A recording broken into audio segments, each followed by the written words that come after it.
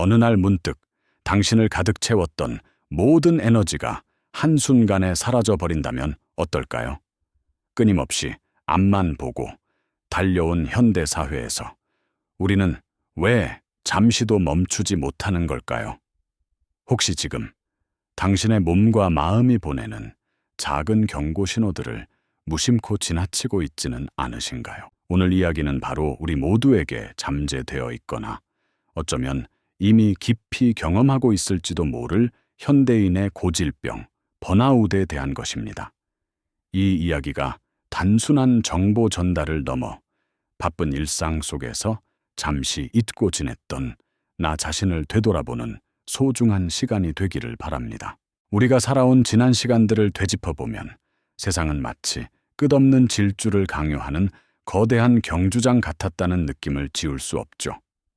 고도 성장이란 이름 아래 모든 것이 빠르게 변화하고 발전해야만 했습니다. 도시의 빌딩들은 하늘을 찌를 듯 솟아올랐고 바쁜 출퇴근길은 늘 사람들로 북적였죠. 이 모든 움직임은 마치 더 빠르게, 더 효율적으로라는 주문에 맞춰 돌아가는 거대한 톱니바퀴 같았습니다. 당시 사회는 능률과 성과를 최고의 가치로 여기며 이를 달성하는 것이 곧 미덕으로 통했습니다. 개개인의 삶 또한 이러한 흐름에서 벗어나기 어려웠습니다. 우리는 끊임없이 스스로의 역량을 강화하고 자기 개발에 매진해야 한다는 압박감을 느꼈습니다. 서점계는 성공 비법을 담은 자기 개발 서적들이 넘쳐났고 퇴근 후에도 스터디 모임이나 학원으로 향하는 발걸음은 지치지 않았죠. 밤늦도록 불이 켜진 사무실은 그 시절 우리 사회의 상징적인 풍경이었습니다. 열심히 사는 것이 곧 잘 사는 것이라는 사회적 통념은 우리 마음속 깊이 자리 잡았고 조금이라도 뒤처지면 낙오자가 될 것 같은 불안감이 그림자처럼 따라다녔습니다. 성공한 이들의 간견은 언제나 만석이었고 우리는 그들의 빛나는 모습에서 희망과 동기부여를 얻으려 애썼습니다. 더 나은 미래, 더 높은 곳을 향한 열망은 분명 우리를 앞으로 나아가게 하는 강력한 원동력이었죠. 하지만 그 이면에는 알 수 없는 미묘한 압박감과 불안감의 씨앗이 조금씩 싹트고 있었습니다. 사람들은 초조하게 스마트폰을 들여다보며 세상의 변화를 놓치지 않으려 했고 끊임없이 자신을 채찍질하며 한계에 도전했습니다. 이러한 끝없는 질주는 분명 눈부신 성과를 가져왔지만 동시에 우리 안에 숨겨진 그림자를 들이우고 있었던 건 아닐까요? 우리는 마치 연료가 바닥나는 줄도 모르고 질주하는 자동차처럼 쉼없이 달려왔습니다. 그리고 어느 순간 그 끝없는 질주가 예상치 못한 결과를 초래하기 시작했죠. 개인의 에너지는 서서히 고갈되고 의욕은 바닥을 드러내며 깊은 무기력감과 공허함이 확산되기 시작했습니다. 책상에 엎드려 멍하니 허공을 응시하는 직장인들의 모습은 더 이상 낯선 풍경이 아니었고요. 이처럼 모든 에너지를 소진한 상태를 지칭하는 번아웃이라는 개념은 어느새 우리 사회의 수면 위로 떠오르기 시작했습니다. 처음에는 단순히 개인적인 피로나 나약함으로 치부되던 이 현상이 점차 많은 사람에게서 동시다발적으로 나타나면서 더 이상 개인의 문제가 아니라는 인식이 퍼져나가기 시작했습니다. 뉴스 기사 헤드라인에는 번아웃 증후군이라는 단어가 심심찮게 등장했고 정신건강의학과 상담실은 지친 현대인들로 북적였습니다. SNS에서는 번아웃 관련 해시태그들이 쏟아지며 서로의 고통에 공감하고 위로를 건네는 모습도 흔해졌죠. 사람들은 자신뿐만 아니라 주변의 동료나 가족에게서도 이 알 수 없는 공허함과 무기력감을 발견하며 혼란스러워했습니다. 모두가 함께 겪는 일종의 집단 피로 같은 것이었을까요? 우리는 그저 열심히 살았을 뿐인데 왜 이렇게 지치고 공허해졌을까요? 이 질문은 이제 개인의 고민을 넘어 사회 전체가 함께 답을 찾아야 할 중요한 과제로 떠오르게 된 것입니다. 네, 알겠습니다. 기획안의 흐름과 핵심 원칙을 정확히 이해하고 요구하시는 모든 조건을 충족시켜 대본을 작성하겠습니다. 이전 회차의 마지막 문장에서 자연스럽게 이어지도록 하겠습니다. 이러한 물음은 마치 시한폭탄처럼 우리 사회 곳곳에 스며들어 결국 개인의 고통을 넘어선 거대한 경고음으로 울려 퍼지기 시작했죠. 더 이상 나 혼자만의 문제가 아니라 모두가 함께 직면한 위기라는 인식이 점차 확산되기 시작한 것입니다. 번아웃이라는 현상이 개인의 나약함 때문이 아니라 우리가 살아가는 시스템과 환경에서 비롯될 수 있다는 자각이 고개를 들기 시작한 순간이었죠. 이제 침묵 속에서 비명을 지르던 번아웃은 사회 전체의 생산성과 건강을 위협하는 심각한 문제로 떠오르기 시작했습니다. 예를 들어 기업들은 인재들이 알 수 없는 무기력감에 빠져 업무 효율이 떨어지거나 심지어는 갑작스럽게 퇴사를 결정하는 사례가 늘어나면서 큰 혼란에 빠졌죠. 한 사람의 이탈은 단순한 빈자리가 아니라 그 자리를 채우기 위한 막대한 비용과 시간, 그리고 조직 전체의 사기 저하로 이어지는 연쇄 반응을 일으켰습니다. 특히 의료계나 IT 업계처럼 고도로 전문화되고 스트레스가 심한 직업군에서는 정신건강 문제로 휴직하거나 아예 직무를 포기하는 경우가 급증하면서 이는 사회 구조적인 문제라는 인식이 더욱 굳어졌습니다. 어느 대기업의 회의실에서는 번아웃으로 인한 생산성 저하 보고서가 심각하게 논의되기도 했습니다. 데이터는 명확하게 보여주었죠. 직원들의 사기와 에너지가 바닥나면서 창의적인 아이디어가 줄어들고 실수는 잦아졌으며 결국 기업의 성장 동력마저 위협받고 있다는 사실을 말입니다. 이는 단순히 특정 부서나 개인의 문제가 아니었습니다. 마치 거대한 톱니바퀴가 서서히 멈춰서는 것처럼 사회 전체의 활력이 떨어지고 있다는 신호였죠. 이러한 상황 속에서 전문가들은 끊임없이 경고의 목소리를 냈습니다. 정신과 의사들은 번아웃이 단순한 피로가 아니라 심각한 우울증이나 불안 장애로 이어질 수 있다고 경고했고, 사회학자들은 현대 사회의 무한 경쟁과 성과주의가 이러한 현상을 부추긴다고 지적했습니다. 더 이상 외면할 수 없는 문제였습니다. 사람들은 이제 이대로는 안 된다는 절박한 깨달음에 직면하게 되었죠.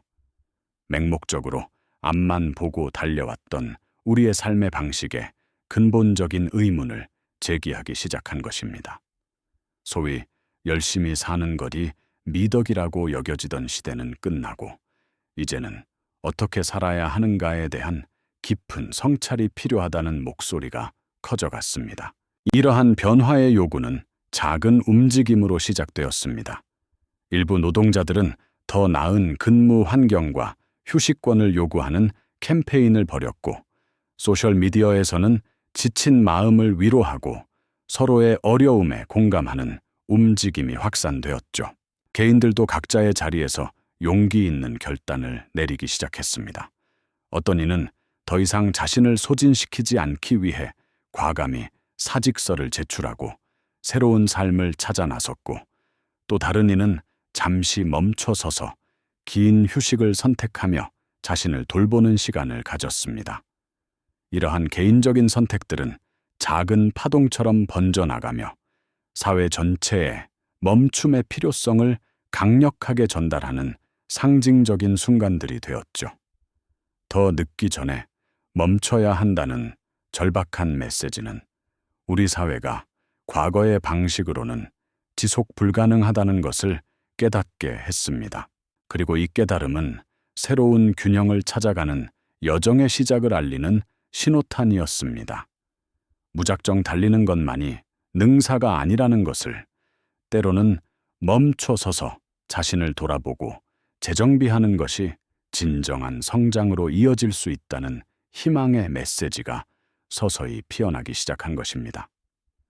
이제 우리는 단순히 문제를 진단하는 단계를 넘어 어떻게 이 위기를 극복하고 더 건강한 삶을 만들어갈지에 대한 해답을 찾아야만 했습니다. 이 과정에서 일과 삶의 균형, 즉 워라밸이라는 개념이 대중의 마음속에 깊이 자리 잡기 시작했죠. 이러한 사회적 깨달음은 단순한 유행을 넘어 우리 삶의 방식을 근본적으로 재편하는 중요한 전환점으로 작용했습니다. 과거에는 그저 개인의 나약함으로 치부되던 번아웃이 이제는 우리 모두가 함께 해결해야 할 사회적 과제로 인식되기 시작한 것이죠.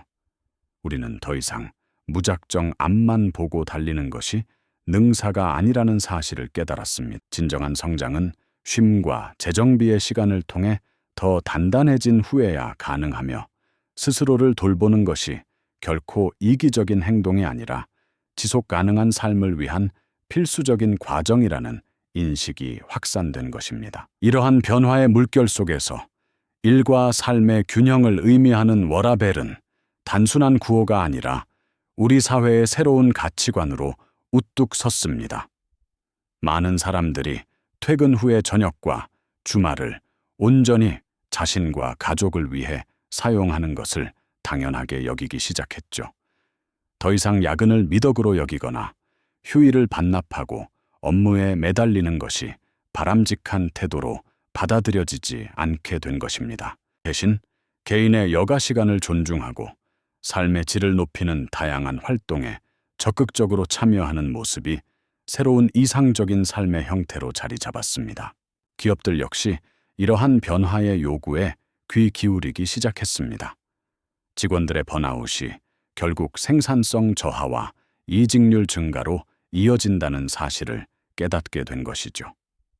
이에 따라 유연근무제나 재택근무와 같은 새로운 근무 형태가 도입되기 시작했습니다. 특정 시간에 반드시 사무실에 출근해야 한다는 강박에서 벗어나 각자의 상황에 맞춰 업무 시간을 조절하거나 집에서 효율적으로 일할 수 있는 환경이 조성된 것입니다. 또한 불필요한 야근을 줄이고 정시 퇴근을 장려하는 문화가 확산되었으며 회식 대신 직원들의 자기 개발이나 여가 활동을 지원하는 프로그램들이 인기를 얻기 시작했습니다. 뿐만이 아닙니다. 정신 건강에 대한 사회적 인식 역시 크게 개선되었습니다. 과거에는 정신과 상담이나 심리 치료를 받는 것을 꺼리는 분위기가 강했지만 이제는 마음의 건강을 돌보는 것이 신체의 건강만큼이나 중요하다는 인식이 자리 잡게 된 것이죠. 많은 기업에서 직원들을 위한 심리 상담 프로그램을 도입하거나 전문가와 연계하여 정신 건강을 지원하는 시스템을 강화했습니다. 개개인 또한 명상, 요가, 취미 활동 등 다양한 방법으로 스스로의 마음을 돌보는 시간을 갖기 시작했습니다. 잠시 멈춰서서 자신의 내면을 들여다보고 스트레스를 관리하며 에너지를 재충전하는 과정이 일상의 중요한 부분으로 자리매김한 것입니다. 이제 우리는 덜 열심히 사는 것에 대한 새로운 시각을 갖게 되었습니다. 무조건 많은 시간을 일에 쏟아붓는 것만이 성공의 척도가 아니라는 것을 말이죠. 오히려 충분한 휴식과 재충전을 통해 더 창의적이고 효율적인 결과물을 만들어낼 수 있다는 믿음이 생겨났습니다. 삶의 속도를 늦추고 순간의 소중함을 느끼며 자신에게 진정으로 필요한 것이 무엇인지 탐색하는 과정이 중요해진 것입니다. 주말에는 자연 속에서 여유를 만끽하거나 사랑하는 사람들과 함께 소박한 행복을 나누는 모습이 더 이상 게으름이 아니라 현명한 선택으로 여겨지게 된 것이죠. 이러한 변화는 우리 사회 전반에 걸쳐 긍정적인 파급 효과를 가져왔습니다. 개인은 소진되지 않고 지속적으로 성장할 수 있는 기반을 마련하게 되었고, 기업은 직원들의 만족도와 생산성을 동시에 높일 수 있는 새로운 가능성을 발견했습니다. 더 나아가 우리 사회는 인간적인 가치를 존중하고 구성원들의 행복을 우선시하는 방향으로 한 걸음 더 나아가게 된 것이죠. 번아웃이라는 어두운 그림자 속에서 시작된 이 여정은 결국 우리에게 더 건강하고 균형 잡힌 삶을 향한 희망의 빛을 보여주었습니다. 무작정 달리는 대신 잠시 멈춰서서 자신을 돌아보는 용기. 그것이야말로 진정한 삶의 지혜임을 일깨워준 소중한 경험이었습니다. 우리는 이제 더 이상 과거의 방식으로 돌아갈 수 없다는 것을 분명히 알게 된 것입니다. 이 영상이 도움이 되셨다면 좋아요와 구독 부탁드립니다. 여러분의 응원이 제게 큰 힘이 됩니다. 다음 영상에서도 더 유용한 정보를 공유하겠습니다. 감사합니다.